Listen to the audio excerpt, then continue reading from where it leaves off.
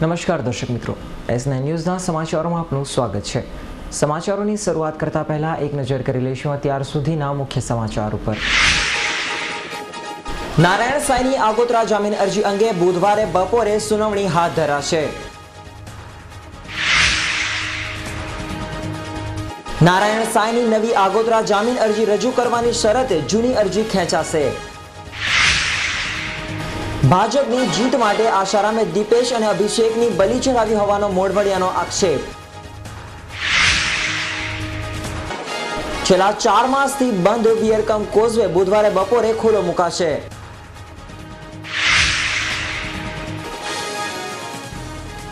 અને દિલીગઢ ખાતે પાણીની લાઈન બદલવાની કામગીરી યુદ્ધના ધોરણે જારી।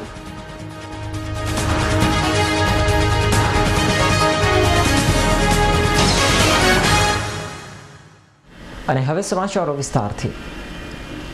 જહાંગીરપુરા ખાતે આવેલ આશારામના આશ્રમમાં એક સાધિકા ઉપર બળાત્કાર ગુજારવાના પ્રકરણમાં પોલીસ પકડતી ભાગતા ફરતા નારાયણ સાંઈએ વકીલ મારફતે કરેલી આગોતરા જામીન અરજી અંગે બુધવારે સુનાવણી હાથ ધરાશે। અને આ અંગે નારાયણ સાંઈના વકીલે હાઈકોર્ટમાં કરેલી અરજીની સુનાવણી પણ કાલે આવનાર હોય, તેથી આ સુનાવણી પણ કાલે હાથ ધરાય તેવી નામદાર કોર્ટ સમક્ષ રજૂઆત કરતા કોર્ટે નારાયણ સાંઈના વકીલની રજૂઆત ગ્રાહ્ય રાખી હતી। બળાત્કારના ગુનામાં છેલ્લા 16 દિવસથી સુરત પોલીસની પકડથી ભાગતા ફરતા આશારામના પુત્ર નારાયણ સાંઈને ઝડપી પાડવા માટે સુરત પોલીસ આખા દેશના જુદા જુદા વિસ્તારોમાં આવેલા આશારામના આશ્રમો પર દરોડા પાડી રહી છે। ત્યારે નારાયણ સાંઈના વકીલ દ્વારા કોર્ટમાં કરાયેલા આગોતરા જામીન અરજી અંગે બંને પક્ષના વકીલોની દલીલો પૂર્ણ થતા મંગળવારે બપોરે 3:30 વાગ્યે કોર્ટમાં આગોતરા જામીન અરજી અંગે સુનાવણી હાથ ધરાનાર છે। જો કે નારાયણ સાંઈની આ જ કેસમાં હાઈકોર્ટમાં પણ એક સુનાવણીની બુધવારે એટલે કે 23 મે સુનાવણી હાથ ધરાનાર હોય, તેથી નારાયણ સાંઈના વકીલ કલ્પેશ દેસાઈએ બુધવારે બપોરે જ આ કેસની સુનાવણી કરવા નામદાર કોર્ટ સમક્ષ રજૂઆત કરી હતી, જેથી નામદાર કોર્ટે નારાયણ સાંઈના વકીલની રજૂઆતને ગ્રાહ્ય રાખી સુનાવણી બુધવાર ઉપર મુલતવી કરી હતી। જ્યારે આ અંગે સરકારી વકીલ નયન સુખડવાલાએ કહ્યું હતું કે નારાયણ સાંઈ વિરુદ્ધ પોલીસ પાસે પુખ્તા પુરાવા હોય, તેથી તેની આગોતરા જામીન અરજી કોર્ટ ફગાવશે તેમ લાગી રહ્યું છે। નવી આગોતરા જામીન અરજી રજૂ કરવાની વાત છે, જો હા તો શું અને ના તો કાયદામાં શું પ્રાવધાન છે? આજે નારાયણ સાંઈની આગોતરા જામીન અરજીની સુનાવણી નામદાર કોર્ટ સમક્ષ હતી। એ સુનાવણી કેસના મેરિટ્સ સિવાય, એટલે કે કેસ ડિસ્કસ કર્યા સિવાય જે પ્રોસિક્યુશને એક અરજી આપેલી કે આની સહી છે તેમાં વેરિએશન આવે છે, નારાયણ સાંઈએ એની આગોતરા જામીન અરજી કરતી વખતે પોતાનો રહેઠાણનો પુરાવો શું એ પણ અરજીમાં લખ્યું નથી। નોટરી સમક્ષ એ સોગંદ લેવા પણ ગયો નથી એવું નોટરીનું નિવેદન છે। એટલે તાત્કાલિક ધોરણે આની જામીન અરજી રદ કરવી જોઈએ અને પોલીસને આ બાબતે તપાસ કરવાની, અલગ તપાસ કરવાની નો એક હુકમ કરવો જોઈએ, એવી એક અરજી પ્રોસિક્યુશન તરફથી આપવામાં આવેલી, તેની સુનાવણી અત્યારે હાથ ધરાઈ રહી છે। તો તેમાં આજે આરોપીના વકીલ તરફે નામદાર કોર્ટ સમક્ષ 2-3 ઓપ્શન આપવામાં આવ્યા। તે પૈકીનો એક ઓપ્શન એવો પણ હતો કે સાહેબ અમે આવું પણ કરીએ કે અમારી બોનાફાઇડ બતાવવા માટે નવી ફ્રેશ જામીન અરજી દાખલ કરીએ, આ કેસના મેરિટ્સમાં ગયા વગર નવી ફ્રેશ જામીન અરજી દાખલ કરીએ, એવું એમને નામદાર કોર્ટ સમક્ષ રજૂઆત કરેલી। કાયદામાં એક એવું છે કે એટ ધ સેમ ટાઈમ તમે 2 જામીન અરજી એટ ધ સેમ ટાઈમ દાખલ કરી શકો નહીં। જો નવી દાખલ કરવી હોય તો જૂનું શું તે જવાબ એમાં જ આવી જાય। આ કામે જે 164નું નિવેદન લેવાને માટે પીડિતા અને સાહેદનનું જે 164નું નિવેદન જ્યુડિશિયલ મેજિસ્ટ્રેટ સાહેબે લીધેલું, તે નિવેદનની નકલ લેવાને માટે ચીફ જ્યુડિશિયલ મેજિસ્ટ્રેટ સમક્ષ અરજી કરવામાં આવેલી, એ રિજેક્ટ કરેલી, તેની વિરુદ્ધમાં સરકાર તરફે, પ્રોસિક્યુશન તરફે સેશન્સ કોર્ટમાં રિવિઝન અરજી દાખલ કરવામાં આવેલી, એની એ રિવિઝનની પણ આજે સુનાવણી થઈ અને એમાં 24મી તારીખે હવે ચુકાદા ઉપર। બળાત્કાર કેસમાં ભાગતા ફરતા નારાયણ સાંઈના વકીલે કોર્ટમાં કરેલી આગોતરા જામીન અરજીમાં નોટરી સમક્ષ કરેલ સહી તથા અન્ય વસ્તુઓ ડુપ્લિકેટ હોવાનું બહાર આવતા જ ખળભળાટ મચી જવા પામ્યો છે। ત્યારે સહીઓમાં ફેરફાર દેખાતા હવે ફરી નારાયણ સાંઈના વકીલ અગાઉની આગોતરા જામીન અરજી ખેંચી લઈ નવી આગોતરા જામીન અરજી કોર્ટમાં રજૂ કરે તેવી શક્યતાઓ જોવાઈ રહી છે। બળાત્કાર કેસમાં ભાગતા ફરતા નારાયણ સાંઈના વકીલ કલ્પેશ દેસાઈએ કરેલી નારાયણ સાંઈની આગોતરા જામીન અરજી નોટરી સમક્ષ કરેલ આગોતરા અરજી ઉપર અને નારાયણ સાંઈના પાસપોર્ટ ઉપર સહીઓ અલગ અલગ હોય અને નોટરીએ પણ પોતાની સમક્ષ નારાયણ સાંઈએ સહી નહીં કરી હોવાનું કહેતા ખળભળાટ મચી જવા પામ્યો છે। ત્યારે મંગળવારે સાંજે નારાયણ સાંઈના આગોતરા જામીન અરજી અંગે થઈ રહેલી સુનાવણી દરમિયાન નારાયણ સાંઈના વકીલ કલ્પેશ દેસાઈએ નવી અરજી કરવાની રજૂઆત સાથે જ જૂની અરજી ખેંચવાનું કોર્ટમાં જણાવ્યું હતું, તેમ સરકારી વકીલ નયન સુખડવાલે જણાવ્યું હતું। જામીન અરજીમાં એફિડેવિટ ઉપર જામીન અરજી કર્યાનું કહેવાય છે તે સોગંદ લેવાને માટે નારાયણ સાંઈ નોટરી સમક્ષ હાજર નહીં હતો એવું અમારી તપાસ દરમિયાન ખુલ્યું। બીજું જે એની સહીઓ છે તો સહીમાં વેરિએશન આવે છે, પાસપોર્ટની સહી અને આમાં કવ અને એ બધી ઘણી વેરિએશન પ્રથમ દર્શનીય દેખાઈ આવે એવું છે। ત્રીજું, એન્ટિસિપેટરી બેલ એપ્લિકેશન દાખલ કરતી વખતે નારાયણ સાંઈએ પોતે ક્યાં રહે છે એનું એડ્રેસ પણ જણાવ્યું નથી, એટલે આ બધી ડિસ્ક્રિપન્સી જણાઈ આવી। સવારે લિંબાયત આંજણા ટેનામેન્ટ પાસે નહેરના પાણીમાંથી એક નવજાત શિશુ મૃત હાલતમાં તણાઈ આવતા સ્થાનિક લોકો આ અંગે પોલીસને જાણ કરતા જ પોલીસે ત્યાં પહોંચી નવજાત શિશુનો મૃતદેહ કબજે લીધો હતો। લિંબાયત આંજણા ટેનામેન્ટ પાસે નહેરમાંથી સવારે એક નવજાત બાળક મળી આવ્યું હતું અને નહેરના કિનારેમાંથી બાળક મૃત હાલતમાં મળી આવ્યો હતો, જે અંગે લોકોએ પોલીસને જાણ કરતા પોલીસે ત્યાં પહોંચી નવજાત બાળકનો કબજો લઈ અજાણી મહિલા સામે બાળકને તરછોડી મૂકવાનો ગુનો નોંધ્યો છે। જ્યારે સ્થાનિક કોઈક મહિલાએ પોતાનું પાપ છુપાવવા માટે બાળકને જન્મ આપી તરછોડી દીધો હશે અથવા નહેરના પાણીમાં બાળકને વહાવી દીધો હશે તેવી પોલીસ શંકા વ્યક્ત કરી રહી છે। આજ રોજ અમે લોકો 8:0 ઇન્વેચાર્જમાં હાજર હતા લિંબાયત પોલીસ સ્ટેશનમાં। ત્યારે સોસાયટીના માણસોને અંજના ફાર્મ ખાતે સોસાયટીના જે માણસો હશે તે લોકોએ પોલીસમાં જાણ કરેલી કે અહીંયા એક નવજાત બાળક પડેલું છે। તો અમે ઘટના સ્થળે પહોંચેલા તો તે બાળક જોતા જે કોઈ અજાણી સ્ત્રીએ કોઈ બાળકને પોતાનું પાપ છુપાવવા માટે ફેંકી દીધેલ છે અને જે બાળક મૃત હાલતમાં મળી આવેલ, તો અમે ઇનકેસ પંચનામું કરી જે અજાણી સ્ત્રી વિરુદ્ધમાં ગુનો દાખલ કરી આગળની તપાસ ચાલુ છે। મંગળવારે સવારે 9 કલાકેથી દિલ્હી ગેટ જંકશન ઉપર ફ્લાયઓવર બ્રિજ માટે નડતરરૂપ 35 વર્ષ જૂની પાણીની પાઇપલાઇન શિફ્ટિંગની કામગીરી શરૂ થઈ હોવાથી મંગળવાર અને બુધવાર એમ 2 દિવસ અડધા શહેરમાં પીવાનું પાણી નહીં મળશે। સુરત મહાનગરપાલિકાના હાઇડ્રોલિક વિભાગના વડા અને કાર્યપાલક ઇજનેર એનજી પારેખના જણાવ્યા અનુસાર દિલ્હી ગેટ ફ્લાયઓવર બ્રિજ માટે સેન્ટ્રલ ઝોનમાં અને ખટોદરા જળ વિતરણ મથક સુધી જતી પાણીની મુખ્ય લાઇન અડચણરૂપ બની હતી અને આ લાઇનના શિફ્ટિંગ પૂર્વે નવી લાઇન નંખાઈ ગઈ છે, જેથી મંગળવારે અને બુધવાર એમ 2 દિવસ સેન્ટ્રલ ઝોનમાં પાણી કાપ રાખીને જૂની લાઇનને બંધ કરીને નવી લાઇનને જોઈન્ટ મારવાનું કામ યુદ્ધના ધોરણે શરૂ કરાયું છે અને સતત 24 કલાક કામગીરી હાથ ધરી બને તેમ વહેલું કામ પૂર્ણ કરી શહેરીજનોને પાણીનો પુરવઠો વહેલામાં વહેલી તકે પહોંચાડવામાં આવશે તેમ સુરત મહાનગરપાલિકાના અધિકારીઓએ જણાવ્યું હતું। ચોમાસાની વિદાય થવાના એક સપ્તાહ બાદ વિયરકમ કોઝવે તેની 6 મીટરની ભયજનક સપાટી કરતાં નીચી સપાટીએ વહેતા બુધવારથી વાહન વ્યવહાર માટે કોઝવે ખુલ્લો મુકાશે। સિંચાઈ વિભાગના સૂત્રો પાસેથી મળતી માહિતી મુજબ ઉકાઈ ડેમની સપાટી 343.91 ફૂટ અને કાકરાપારની સપાટી 159 ફૂટ નોંધાઈ છે। ઉકાઈ ડેમ અને કાકરાપારમાંથી પાણી છોડવાનું બંધ કરાતા મંગળવારે સપ્તાહ બાદ વિયરકમ કોઝવેની 6 મીટરની ભયજનક સપાટી ઓછી થઈને 5.93 મીટર થઈ હતી અને અનંત ચતુર્થીના એક દિવસ અગાઉ ઉકાઈમાંથી ગણેશ વિસર્જન માટે પાણી છોડાયું હોવાથી વિયરકમ કોઝવે ઓવરફ્લો થયો હતો અને છેલ્લા 35 દિવસથી વિયર સતત ઓવરફ્લો થતાં જ રાંદેર કતારગામનો ટ્રાફિક ખોરવાયો છે।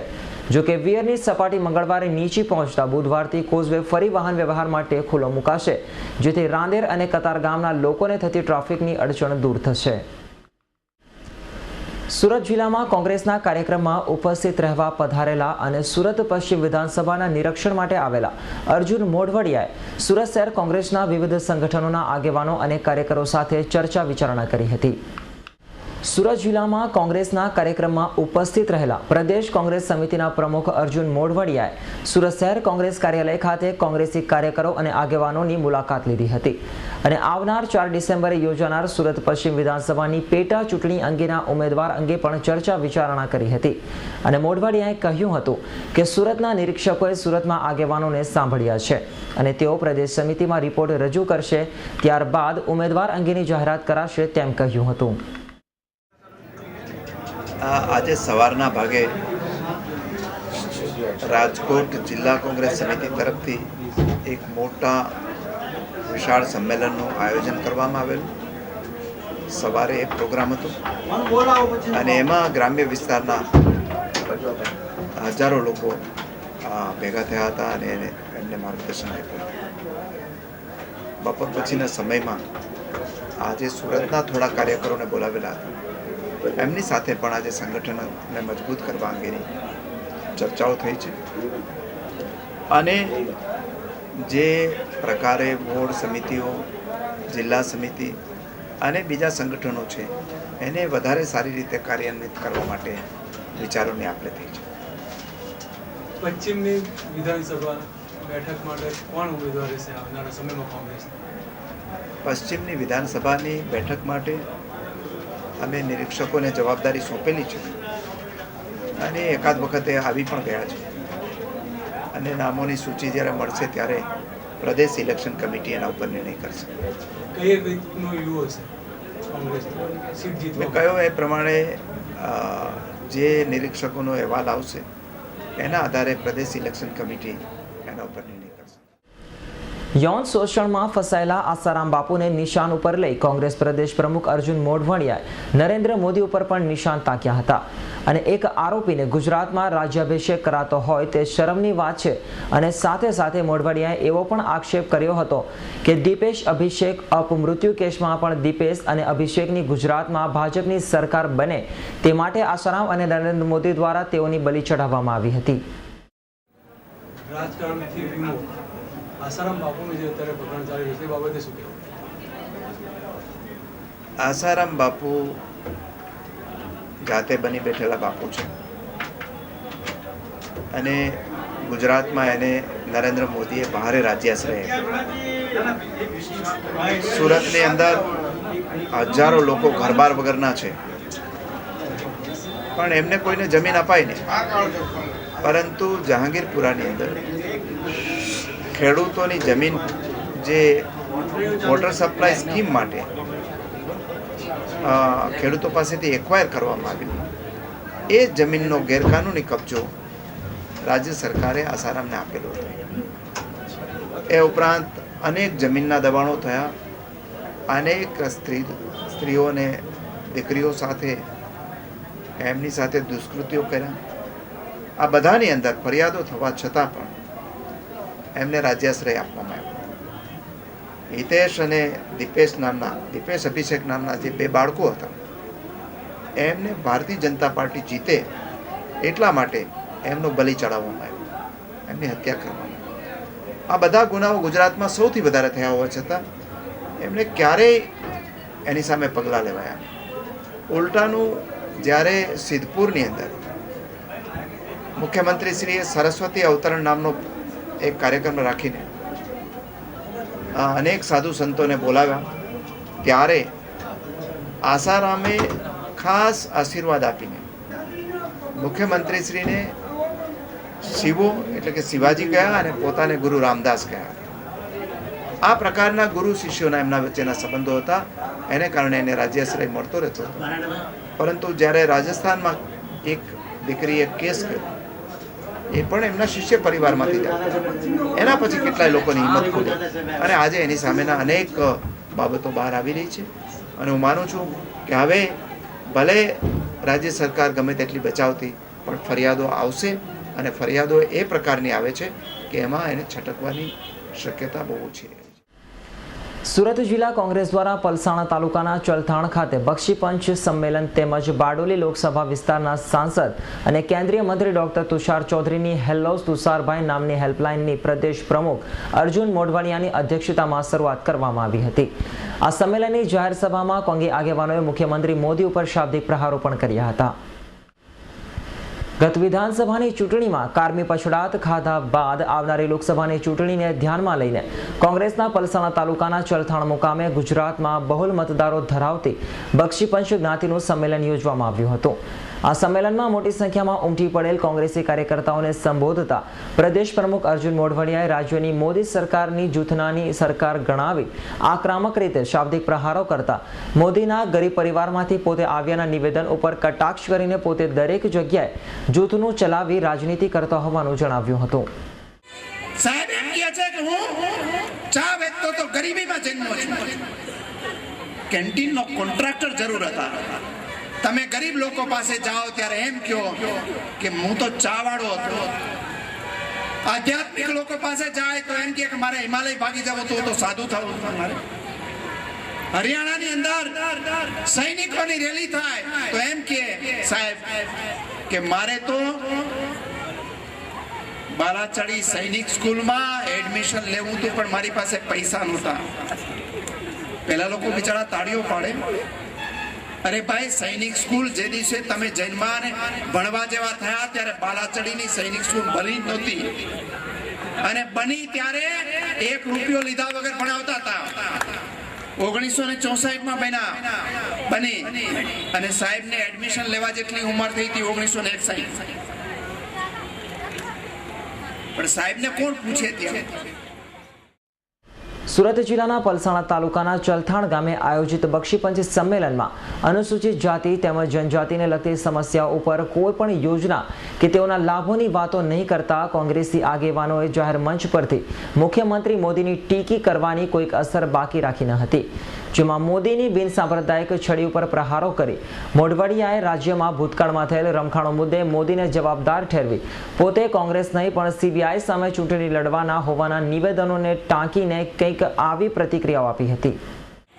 એ તો સારું છે કે હમણાં સાબરમતી જેલના કેદીઓને સંબોધન કરવા જાય ત્યારે એમ કહે કે મારે કેદી બનવું હતું, પણ આ સીબીઆઈ વાળા પકડવાની હિંમત કરતા નથી.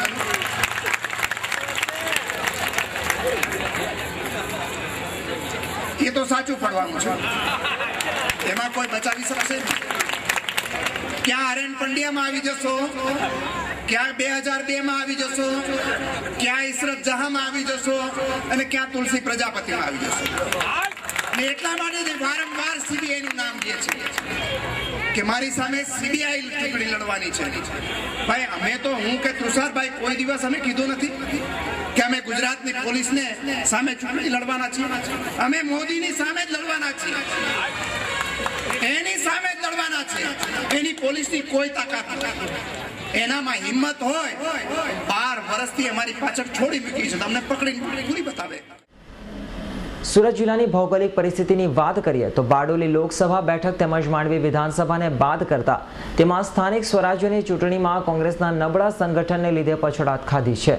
આવનારા દિવસોમાં લોકસભાની ચૂંટણીને ધ્યાનમાં લઈને લોકોના પ્રશ્નોના ત્વરિત નિવારણ તેમજ ઉકેલ માટેની રજૂઆત માટે કેન્દ્રીય મંત્રી અને બારડોલીના સાંસદ ડોક્ટર તુષાર ચૌધરીના આ કાર્યક્રમની સાથે જ હેલો તુષારભાઈ નામની હેલ્પલાઇનનું પણ અનાવરણ કરવામાં આવ્યું હતું. ગુજરાત રાજ્ય શિક્ષણ બોર્ડ દ્વારા ધોરણ 11 અને ધોરણ 12ના વિજ્ઞાન પ્રવાહના ફર્સ્ટ અને થર્ડ સેમેસ્ટરની પરીક્ષાઓ ગુરુવારથી શરૂ થશે તેવી જાહેરાત કરાતા જ બોર્ડ દ્વારા પરીક્ષાઓની તૈયારી શરૂ કરી દેવામાં આવી છે અને પરીક્ષા અંગે સુરતમાં પણ તમામ પરીક્ષાઓ પૂર્ણ થઈ ગઈ છે. ગુજરાત રાજ્ય શિક્ષણ બોર્ડ દ્વારા ધોરણ 11 અને ધોરણ 12 વિજ્ઞાન પ્રવાહના ફર્સ્ટ અને થર્ડ સેમેસ્ટરની પરીક્ષાઓ 24મી એટલે કે ગુરુવારથી શરૂ થશે તેવી જાહેરાત કરાતા જ બોર્ડ દ્વારા પરીક્ષાની તૈયારીઓ શરૂ કરી દેવાઈ છે અને પરીક્ષા અંગે સુરતમાં પણ જિલ્લા શિક્ષણ અધિકારી દ્વારા તૈયારીમાં જોતરાઈ ગયા છે. જ્યારે આ અંગે બોર્ડ દ્વારા નોંધાયું હતું કે પરીક્ષા કેન્દ્રો પાસે એકત્રિત થતા લોકો સામે પોલીસ ફરિયાદ કરાશે અને પરીક્ષા ખંડમાં સીસીટીવી કેમેરા પણ મૂકવામાં આવશે જેથી પરીક્ષામાં થતી ચોરીઓ રોકી શકાય.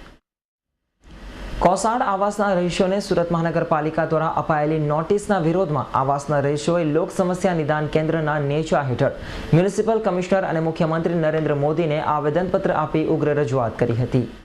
લોક સમસ્યા નિદાન કેન્દ્રના નેજા હેઠળ સુરત મહાનગરપાલિકાના કમિશનર અને મુખ્યમંત્રીને અપાયેલ આવેદનપત્રમાં જણાવાયું હતું કે કોસાડ આવાસ ખાતે રહેતા લોકોને મહાનગરપાલિકા દ્વારા નોટિસો અપાઈ છે. જો કે આવાસમાં રહેતા લોકો માટે એસટી બસની સુવિધા અપાઈ નથી અને તેઓને બમણું ભાડું ચૂકવી સુરત ખાતે નોકરી ધંધાર્થે આવવું પડે છે. સાથે સાથે જ રાશનની દુકાન પણ ત્યાં નહીં હોય. રાશન લેવા માટે પણ ગરીબોને 20 થી 25 કિલોમીટર સુધી લંબાવવું પડે છે. આવેદન આપવા માટે સંખ્યામાં કોસાડ આવાસના રહીશો ઉપસ્થિત રહ્યા હતા. अत्याचार हमारी मांगे, गरीबों पर अत्याचार हमारी मांगे, हमारी मांगे,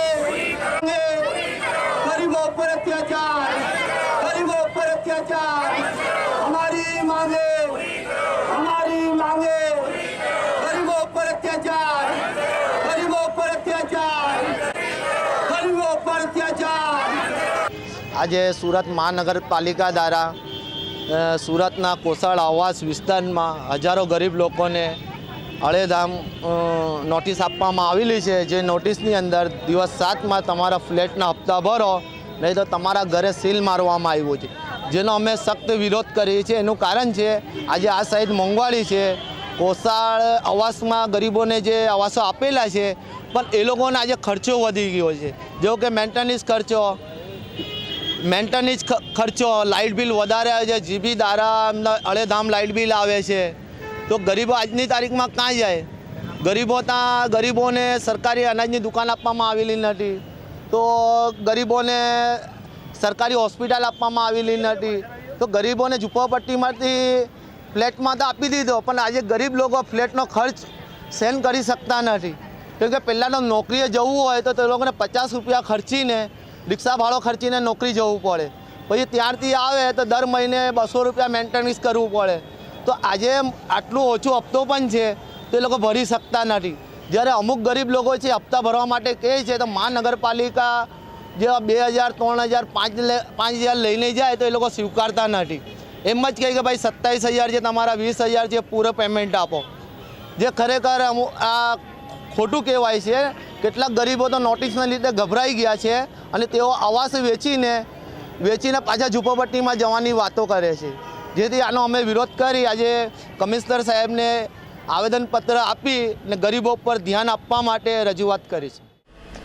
પારડી તાલુકાની મોટા વાઘશીપા ગ્રામ પંચાયતની સરપંચની સામાન્ય ચૂંટણી અને સભ્ય વોર્ડની ચૂંટણી ગત રવિવારે યોજાઈ હતી અને આ ચૂંટણીમાં 78% જેટલું મતદાન થયું હતું, જ્યારે સરપંચના પદ માટે સુરેશ પટેલ અને યોગેશ પટેલ વચ્ચે જંગ હતી, જેમાં સુરેશ પટેલ ભારે મતોથી વિજયી બન્યા હતા।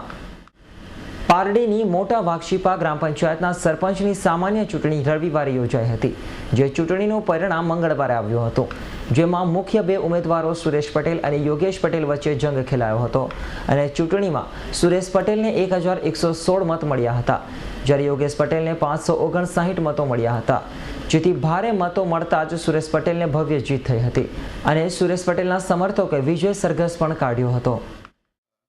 સરપંચના ઉમેદવાર તરીકે સુરેશભાઈ મણીલાલ પટેલ વિજેતા જાહેર થયેલ છે। વોર્ડ નંબર 1ના ઉમેદવાર કુંતાબેન સુમનભાઈ પટેલ વિજેતા જાહેર થયેલ છે। વોર્ડ નંબર 6ના રાકેશભાઈ અશોકભાઈ નાયકા વિજેતા જાહેર થયેલ છે। વોર્ડ નંબર 7માં મહેન્દ્રભાઈ મનુભાઈ પટેલ વિજેતા જાહેર થયેલ છે। વોર્ડ નંબર 9માં અમિત કુમાર ઠાકોરભાઈ પટેલ વિજેતા જાહેર થયેલ છે।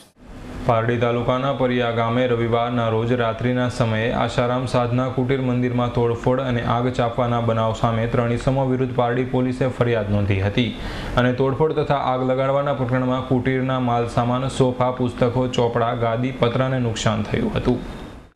પારડીના પરિયા બંધાળી ફળિયામાં રવિવારના રોજ રાત્રિના સમયે આશારામ સાધના કુટીર મંદિરમાં તોડફોડ અને આગ ચાપવાની ઘટનાને લઈ પોલીસ પણ દોડતી થઈ ગઈ હતી અને ઘટનામાં સ્વર્ગીય શંકરભાઈ પટેલે આશારામના સાધકોની કુટીર બનાવવા માટે 50x50ની જગ્યા દાનમાં આપી હતી, જે જગ્યા 7 વર્ષ અગાઉ આપ્યા બાદ તેમના 2 પુત્રો મોહન પટેલ અને રમણ પટેલે ગામના અન્ય લોકોએ પિતાની જગ્યા દાનમાં આપેલ હોય તે પરત મેળવવા જણાવ્યું હતું અને સમગ્ર ઘટનામાં રમણભાઈના પુત્ર જીતુ, સતીશ અને હિતેશે તથા અન્યોએ રવિવારના રોજ રાત્રિના સમયે આશારામની સાધના કુટીરમાં તોડફોડ કરી આગ ચાપી હતી, જેથી આગમાં સોફા, પુસ્તકો, ગાદી, બેઠક, પત્રો સહિતની વસ્તુઓ બળીને ખાખ થઈ ગઈ હતી।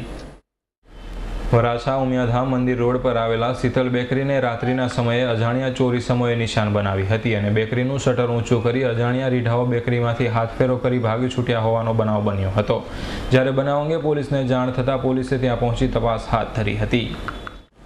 સુરત શહેરમાં રોજે રોજ ઘરફોડ, ચોરી, ચીલ ઝડપ તથા લૂંટના બનાવો વધી રહ્યા છે અને આવનાર દિવસોમાં દિવાળી વેકેશન આવતો હોય મોટાભાગના મકાન માલિકો ઘર બંધ કરી વતન કે ફરવા ઉપડી જતા હોય છે, ત્યારે અત્યારથી જ રીઢાઓ પોતાનો કસબ અજમાવતા હોય ત્યારે દિવાળી વેકેશનમાં શું હાલ થશે તે તો જોવું રહ્યું. ત્યારે સોમવારના રોજ રાત્રિના સમયે વરાછા ઉમિયાધામ મંદિર રોડ પર આવેલ શીતલ બેકરીને રાત્રિના સમયે અજાણ્યા ચોર ઇસમોએ નિશાન બનાવી હતી અને બેકરીનું શટર વચ્ચેથી ઊંચું કરી અજાણ્યા રીઢાઓએ બેકરીમાં હાથફેરો કરી ભાગી છૂટ્યા હતા. બનાવ અંગે સવારે દુકાન ખોલવા આવેલા દુકાનદારને જાણ થતાં તેમણે તાત્કાલિક આ અંગે વરાછા પોલીસને જાણ કરી હતી, જેથી વરાછા પોલીસે ત્યાં પહોંચી તપાસ હાથ ધરી હતી. આગળ લૂંટ થઈ રહી છે, તમારા ઘરેણા કાઢીને મૂકી દો એમ કહી પોલીસના સ્વાંગમાં અજાણ્યા 3 ઇસમો વૃદ્ધ મહિલાના ₹60,000ના સોનાના દાગીના લઈને રફુચક્કર થઈ ગયા હતા. જે અંગે મહિલાએ ઉમરા પોલીસ મથકે ફરિયાદ નોંધાવતા પોલીસે રીઢાઓને ઝડપી પાડવા ચક્રો ગતિમાન કર્યા છે. પાર્લે પોઈન્ટ ખાતે આવેલ વિશાલ દર્શન એપાર્ટમેન્ટમાં રહેતી વૃદ્ધા વત્સલાબેન શુક્લા ઓલપાડી મહોલ્લામાંથી પસાર થઈ રહી હતી. ત્યારે એક મોટરસાઇકલ પર આવેલા 3 અજાણ્યા ઇસમોએ કહ્યું હતું કે આગળ લૂંટ થાય છે, તમે તમારા ઘરેણા કાઢીને થેલીમાં મૂકી દો એવો ડર બતાવતા વૃદ્ધાએ ઘરેણા પોતાના શરીર પરથી ઉતારી થેલીમાં મૂકી રહી હતી. તે જ સમયે 3 અજાણ્યાઓએ વૃદ્ધાને બાથમાં ભોળવી હતી અને તેના ₹60,000ના સોનાના દાગીના લઈ નાસી છૂટ્યા હતા. જ્યારે બીજી તરફ ઘટનાને પગલે ઉમરા પોલીસે વૃદ્ધાની ફરિયાદ લઈ ગુનો નોંધી રીઢાઓને ઝડપી પાડવા ચક્રો ગતિમાન કર્યા છે. ત્યારે એવી પણ માહિતી મળી છે કે પોલીસે 3 પૈકી એક રીઢાને ઝડપી પાડ્યો છે. ડિંડોલી પોલીસે ડિંડોલી ચિત્તા ચોક પાસેથી બાતમીને આધારે રિક્ષામાં પસાર થતા 3 રીઢાઓને ઝડપી પાડી તેઓ પાસેથી જુદી જુદી કંપનીના 17 નંગ મોબાઈલ ફોન કબજે કર્યા હતા.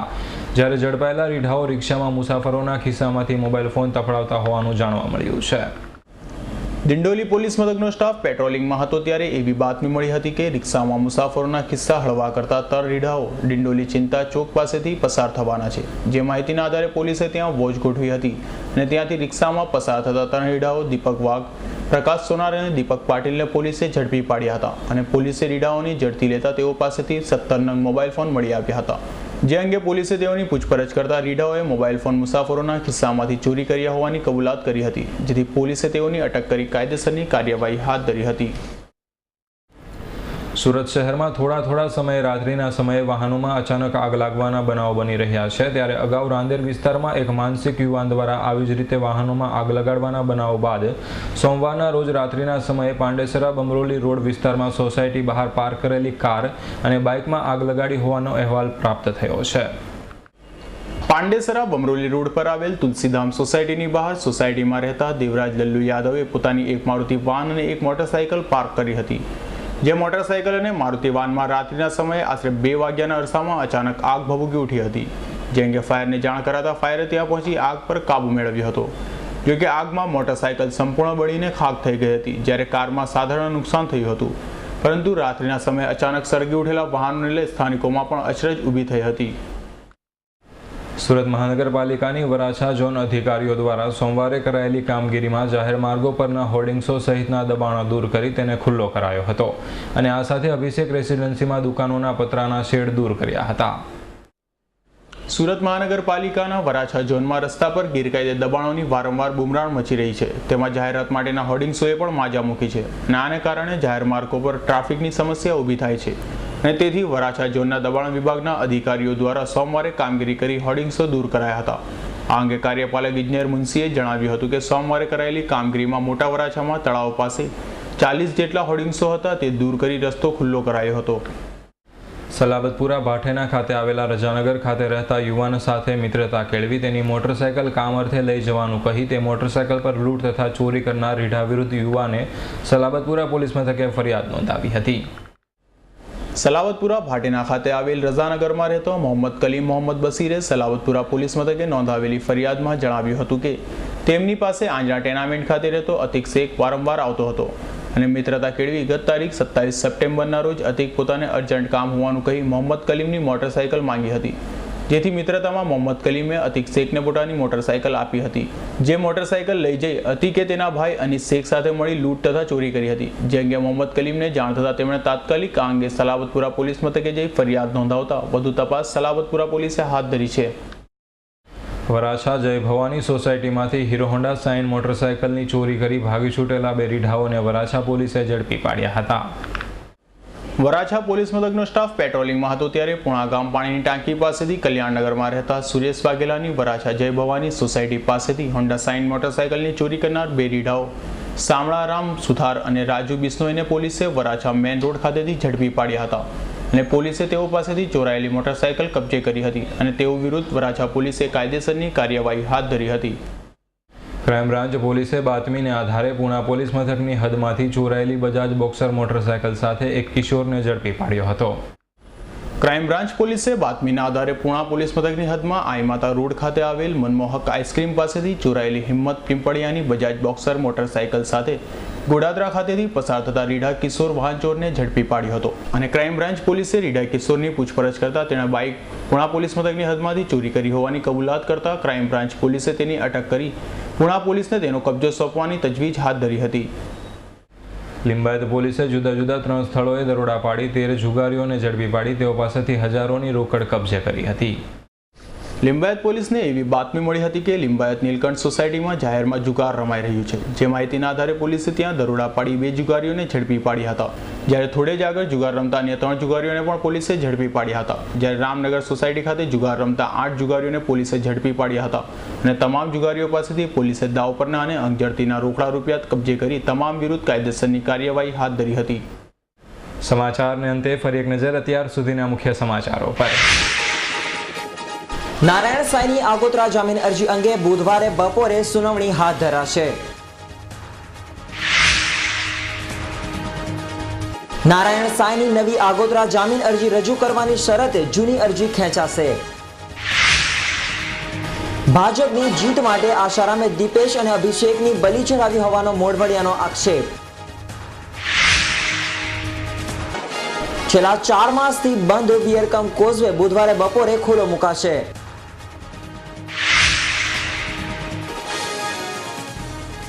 અને દિલ્હીગઢ ખાતે પાણીની લાઈન બદલવાની કામગીરી યુદ્ધના ધોરણે જારી.